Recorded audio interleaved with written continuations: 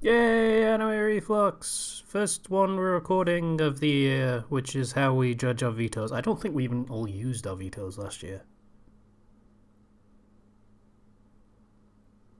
Our standards have declined.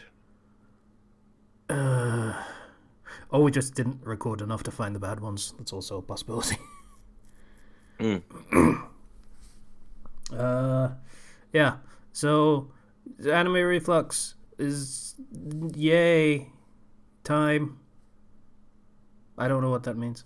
Um, Karneval is the thing that we're doing this week. I watched it several weeks ago. I watched So, it 10 minutes ago. yeah, I so. guarantee you we remember the exact same amount of this episode. Oh, that's mean. I'm saying it's forgettable, and you probably have a better memory than me. It's not that bad. In fact, it was kind of okay as far as things go.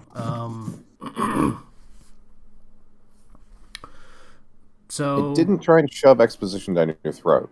That was good. it kind of Things did. It, happened and people said things, but like they didn't bog you down trying to explain them right away. yeah, it was a lot more character based than anything else. They spent a lot more time focusing on why characters were doing things rather than the plot. So that was pretty okay. I don't know whether Slicer intended to meet himself, but he has. Um, so this show starts with in the dub it's Vic Manana, which uh, it's interesting to hear from him for like the first time in a long time. Poor fucker. Uh, but yeah, he is a mysterious person who disappeared. We later find out having walked into the ocean while bleeding to death. So that's probably not the last time we hear from him because that's, red herring of, yeah, he's totally dead, guys. Yeah. Hmm.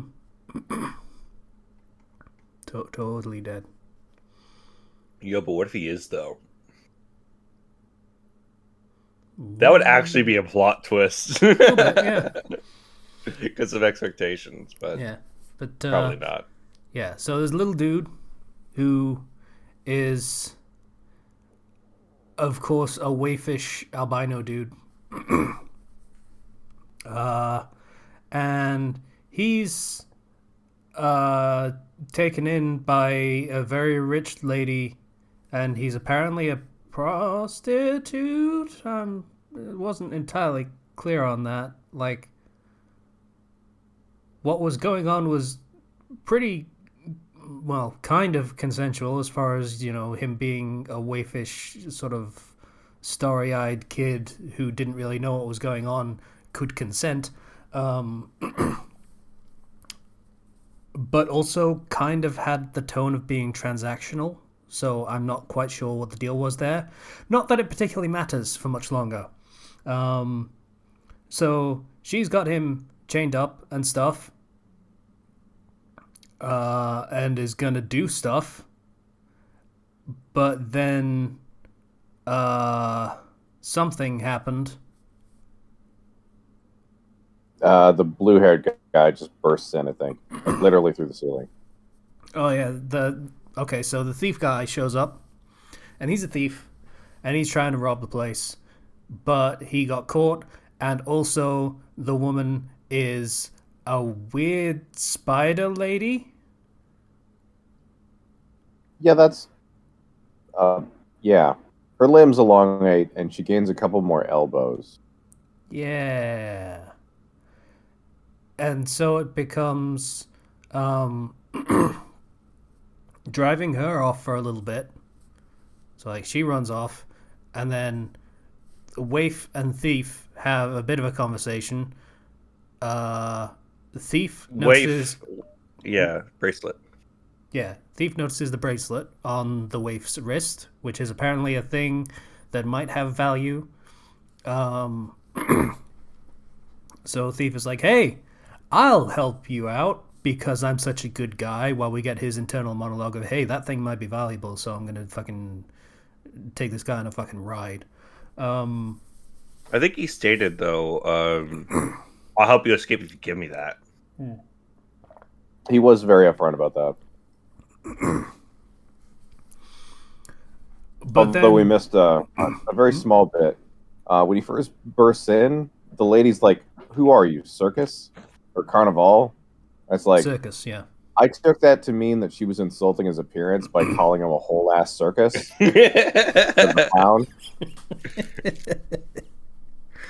I wish it was that funny, but no, it's Carnival is just an organization.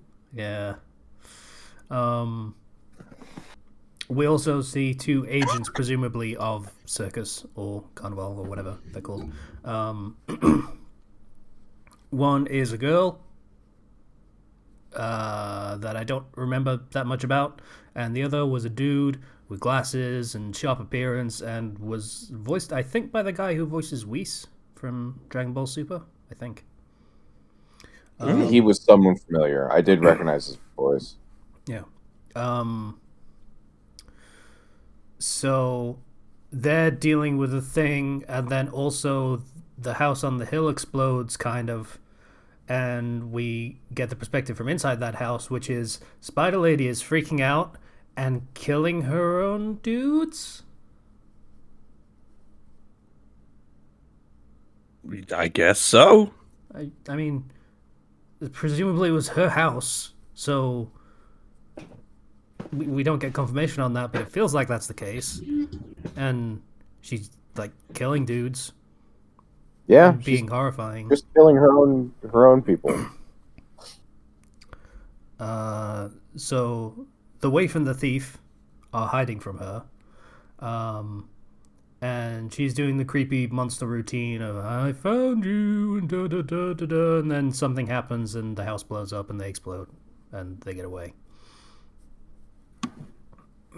I think he throws like 2 flashbangs in her face, and her eyes are the whitest they could possibly be when those things go off.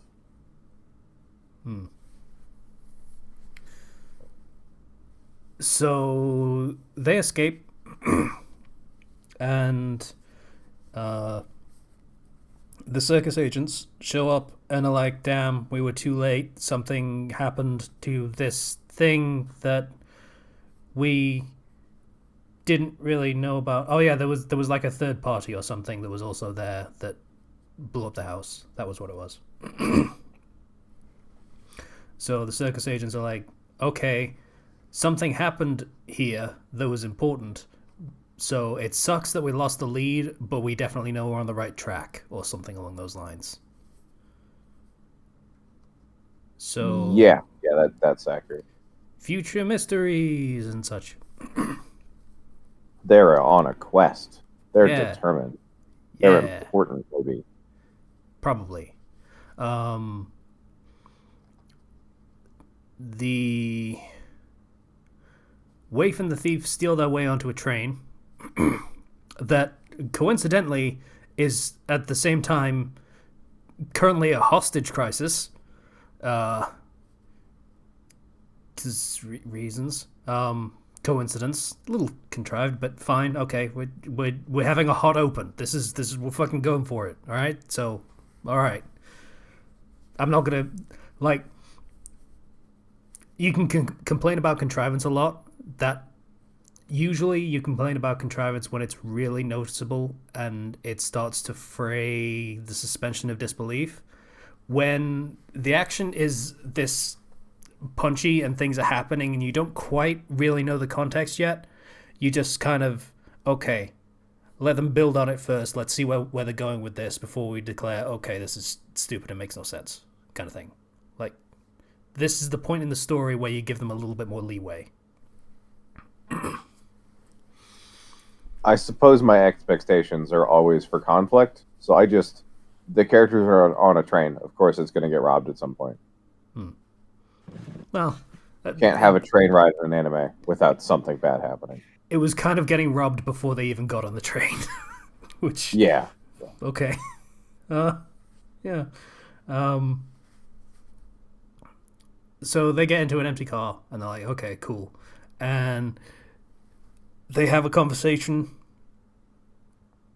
about stuff and what the waif is like trying to do and why he has the bracelet and all that stuff.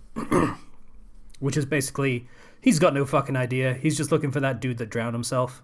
Because that dude gave him the bracelet before he went to drown himself. And that's pretty much it. That's all we get. And then someone comes in and attacks. I think it's like one of the hijackers of the train is like patrolling and happens to go into that car.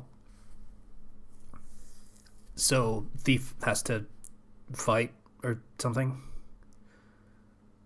This section gets a little blurry. I'll be honest. I know a lot of fighting happens, and Yeah. a lot of accidental friendly fires. They don't realize they're on kind of the same side, or at least not enemies. Yeah, so I think the hijackers come in and a fight starts between him and the thief. And then Circus show up, the agents from before, and they don't really care about the hijackers. That's not why they're here. Like, they immediately say, oh, this has nothing to do with the house on the hill or anything we were doing in the city. These are just ordinary fucking hijackers doing their own thing. We don't have the jurisdiction to intervene in this, I think was the argument.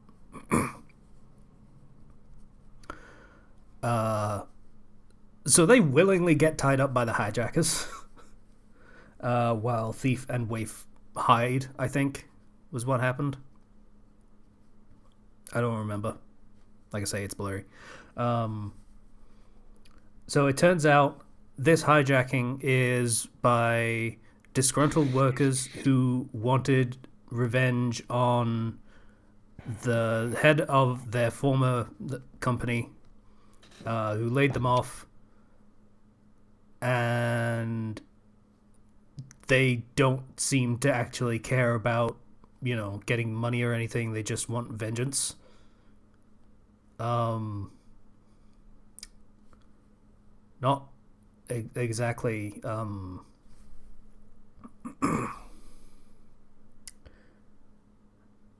This was They're not probably making- something that would have flown better in 2013 than it does now, given how things are going in the world. I don't know. I think there's never been a better time to get back at terrible management. I mean, getting back at them, yes, absolutely, but this seems to go out of its way to make the people that were seemingly fucked over unsympathetic, and that's Yeah, a that's fair. little less kosher nowadays. So they're like, yeah, we're gonna blow up this whole fucking train and cause a massive incident. Also kill you, boss guy, because that's cool. Because you fired us. And that's pretty much the whole plan. And the thief and waif get involved somehow, and the hijackers are taken down with the assistance of the circus agents, who decide to assist now for some reason. Not entirely sure what changed from before, but okay. And they're like, okay, so there are bombs in every car of this train, and they detonate sequentially. We don't really have time to find the bombs. So, fuck, I guess there's nothing we can do. And then it turns out the waif has this ability to hear really, really, really well. He can hear radio waves. Yeah. So he can hear where the bombs are. Okay, cool. And then, okay, let's go find the bomb. They find the bomb. Uh, Thief goes to disarm it, but realizes, despite finding the bomb, he can't actually disarm the bomb. There just isn't a way to do it. At least in the time that they have left. So they just cut the train cars loose. And that stops it.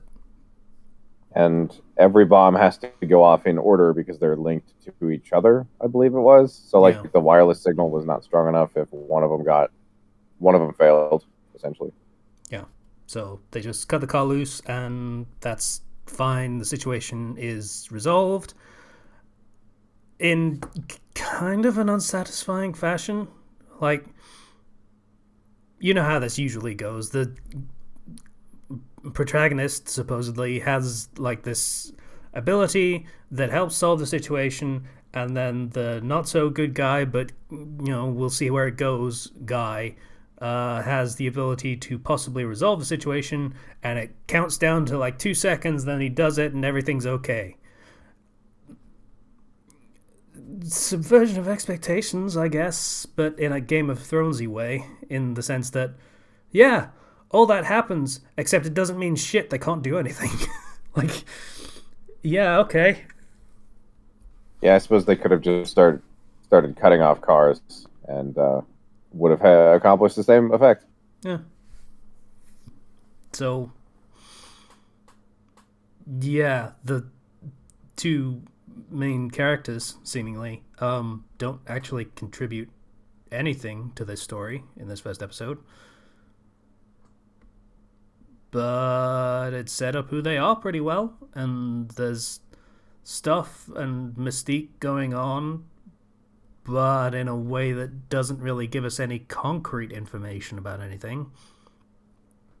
It turns out the hijacking was staged because the head of that company was in some conspiratorial bullshit and is very interested in the waif now.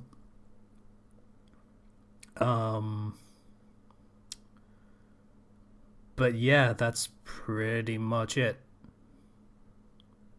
Yeah, and then there's kind of a mysterious comment about, or at least stated goal of trying to figure out Karneval something, or they're a different organization. The company head guy. I don't know. It set the scene for exposition proper. I am curious and want to know more. That's the state I should be in when the story is like, hey, these are the factions. Kind of. Like I say, a little less concrete information than I would have liked, but it's fine, I guess. Like I say, a lot more focus is put on the character perspectives than it is on plot, which normally I would have no problem with, but I guess there's a limit for me on, you gotta hang those characters on something. There's got to be a plot to latch onto somewhere, and that just kind of isn't in this episode. It's just a lot of things happening, and I guess this is where the contrivance comes back, of where it's like a little bit of a problem. Like, things happen, but they don't really seem connected in any material way. Like, they're in a house, and there's Spider Lady, and she's evil, but also there are other people in the house, and they blow up the house, and the Spider Lady dies, and then they go to a train, and the train happens to be hijacked by people that are entirely disconnected from the whole thing, but are they? And also there's the circus agents that are also there for reasons, but then they turn out they're not actually there to do anything. It's all very kind of... It has the feel of things just happening for the sake of things happening. And that's leaning just a little too far into contrivance. I would say that's accurate. Yeah, we don't really understand the context for anything fully. Yeah. So, yeah. That is where contrivance is kind of saved, is where, okay, in hindsight, you see where the meaning is, but they haven't really given us that yet. They might give it in the second episode. I hate that rule of, hey, watch 3 episodes before you judge an anime. Like, that's the common wisdom of I this hate that sort of it's thing. seeped its way back into development. Yeah. A show should not know that it has 3 episodes to hook you. Yeah, that's not great. Like, yeah.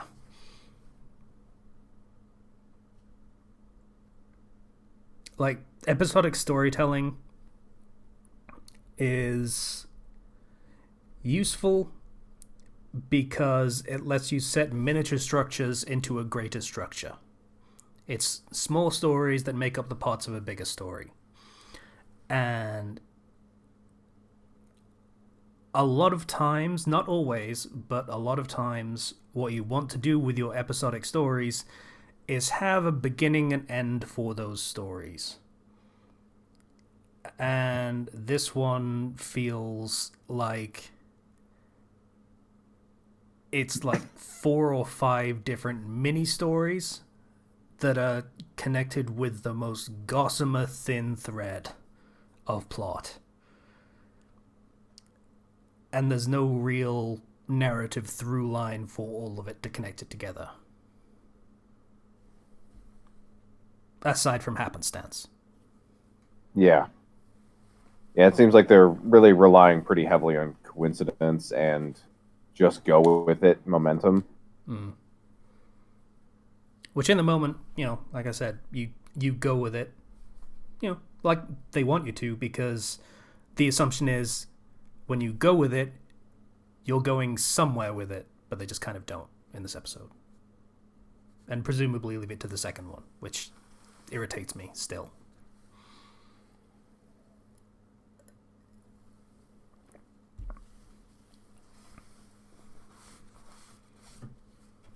So yeah, I would hope that the episode 2 is better, but I'm not really quite hooked enough to want to check it out. Yeah. But I can see how people would. I mean, there's a lot of things that are interesting and can be explored upon further. But yeah. One reveal to explain something that happened in this episode would have been enough to save it for me, I think. Just like, say, hey, circus are actually government police or, CIA kind of thing or something, or say something important about the one guy that drowned himself or who he was, or even the tiniest bit of information about the protagonist, just something to give a bit more of a hook to drag us into the next episode. I get that, yeah. Just like, oh, it's Karneval, hide the drugs. Like, oh, okay, obviously there's some form of law enforcement organization.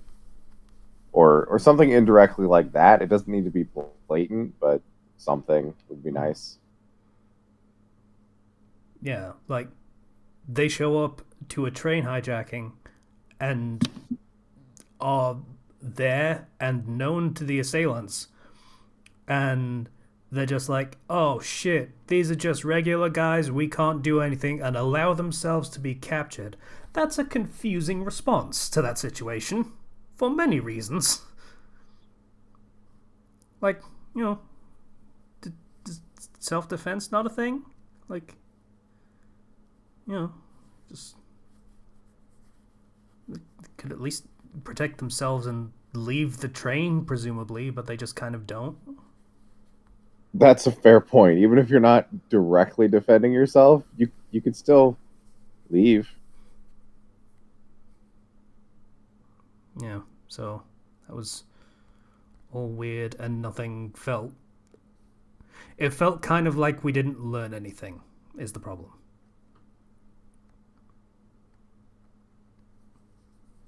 Yeah, so that's where I come down on that. Like, it's weird that our perspectives kind of shifted this.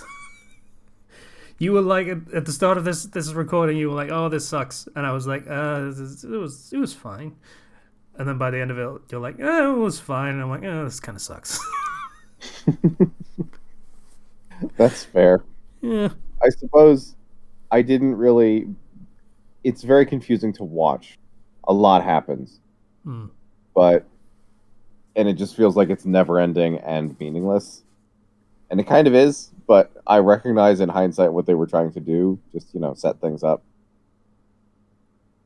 And I do appreciate, as you pointed out, that it's all character motivated.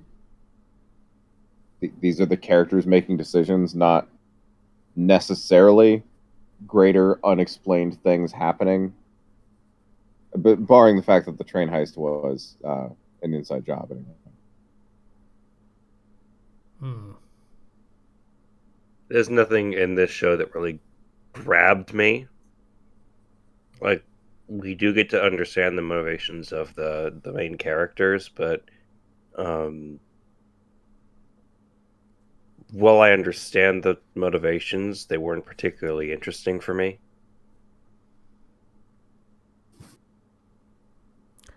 That's fair. I I mean, thought that is the Thief Guy was downside of alright. having. Yeah, he's okay, Yeah, but he was kind of carrying the show though a little bit. yeah, the main sort of character that we're following, I think, says about one line maybe that isn't the word Karoku. Was that the drowning guy's name? The yeah, Yeah. kind of not a great introduction. Yeah, we learn a lot about the thief, like I say, and because of it, he kind of carries every scene. But the actual main character doesn't have a character beyond looking for another character, and that is not a character of its own. Looking beyond another character that we don't know. Yeah, Like, so if we were to have met that character actually, looking for a character that we don't know, heard one speaking line from, and never saw the face of. yeah, it it doesn't make me want to follow this person's journey. I sympathize in a very broad way of, oh no, you've lost someone, but there's no thorough through on that emotionally. Especially It since would, the dude kind of doesn't have a lot of emotional range in general. He yeah, just kind of, oh, this is happening now. like Okay. it would be one thing if, for example, this is a motivation that they have, and we know that, but they're also interacting with other people and talking with them and talking about other things. But the fact is, we get their motivation. They don't need to keep repeating that character's name every scene that they're in. I Main see they went to character's the Inuyasha emotional school of character development. main character's emotional range was mild confusion and dull surprise. That was literally it. That was his entire reaction to everything that happened in the episode. Yeah. Oh damn! Yeah, you're right. That sums it up 100%. So I don't really have an interest in following this through. Yeah. No, it was an interesting approach, but I do Stick the wonder landing, if the manga is different, because I know that from what I read, the manga has like 10 volumes, so it went on for quite a while. That is with entirely manga, at least you possible. can shove in exposition between panels, like in text. But Yeah. so who knows? It might be better.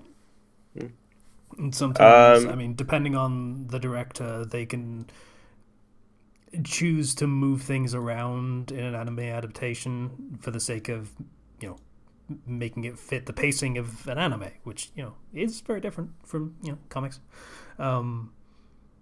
So that might have been a thing. Like, we get a lot of internal narration from the thief. I have to wonder whether there was a lot from the main character as well that they decided not to include.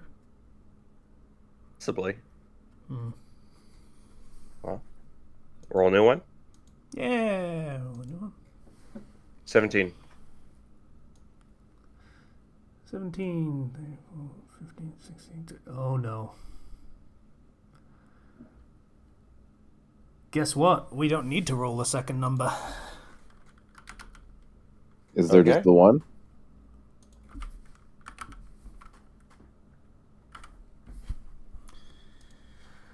What is it?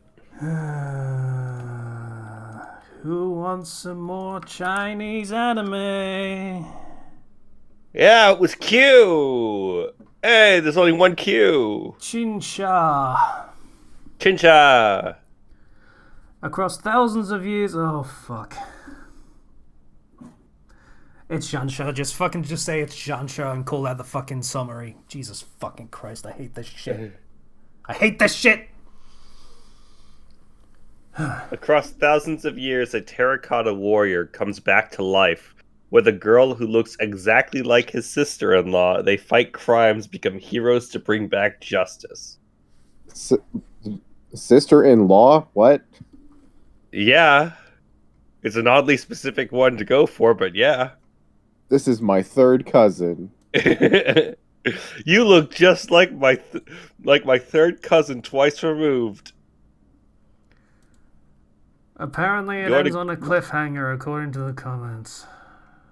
Great. So if anyone that's how you cares know about the it's story good. of a fucking Chinese anime where they do... You know what?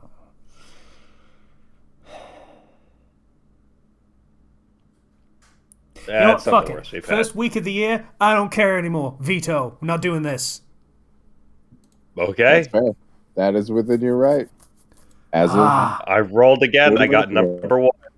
Number one, so it's A. There's a 1 in 27 chance we have to do that every time now. It's going to happen eventually, but not today. Okay. A is 126. Easy. The one in front of the 27. Okay, 109. Oh! You'll be glad I vetoed. Fuck yeah. Okay. Just making a note in the Discord private chat that you've used your veto. Yeah. We're doing a classic. Oh! Ashitano Joe. Yeah, the big boxing anime. Okay. I guess I'm finally getting introduced to the one that everyone tells me to watch after I tell them that I liked Hajime no Ippo. So, fair enough. But megaloboxing? No, no Joe. Oh, gotcha. Yeah. I You talk about Hajime no Ippo, and this is old. This is like, basically that, but told 30 years earlier. yeah. Oh. It came out in 1970. Ashton no Joe tells the tale of a wandering orphan named Joe Yabuki. He falls into one of Tokyo's slums and gets into a fight with a local gang, and his street fighting skills gets him the attention of a washed-up alcoholic boxing trainer. Until he sticks up for Joe when the gang comes back to finish Joe, Joe decides to live with the trainer. Despite the trainer's generosity, summary's fucked up, Joe is still committing money-making scams and lands him in prison. While serving time, he meets another boxer named Rikishi Toru, who gets Joe interested in boxing. Upon release, Joe then pursues a boxing career. Cool.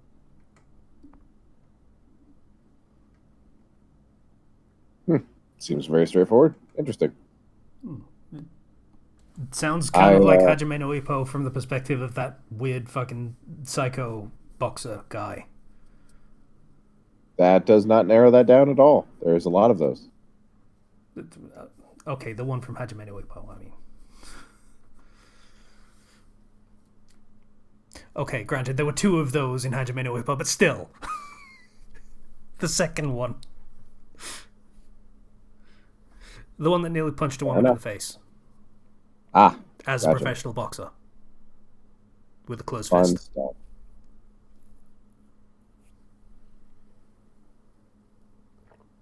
I actually can't remember if I've seen the anime of Ippo, so I'm curious to see this.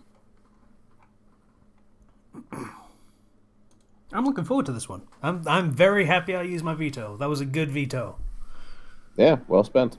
Yeah. Fuck you, Shansha. Fucking bullshit. Hate everything. Is that a known character like Sun Wukong or that Japanese general that keeps coming back? No, it's a different. Was I completely wrong? And that's not actually. That wasn't actually Chinese. I'm pretty sure it was.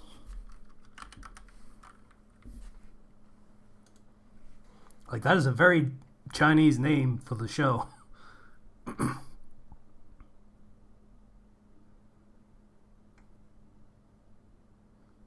don't know. I'd Google it, but I literally don't care. That's fair. Yeah. So we'll be doing a good show instead. Sorry, that other one just set off so many fucking alarm bells in my head. I just don't want to. All right. I feel like we've been doing this long enough that I trust your instinct to recognize garbage. We'll find out one day. 1 in 26. 1 in 27, sorry. Yeah. So, Ash to Know Joe is the show we're doing next week. Yay. Well, when this comes out. Or when we record it. Fuck, I don't go. Bye, everybody. Bye.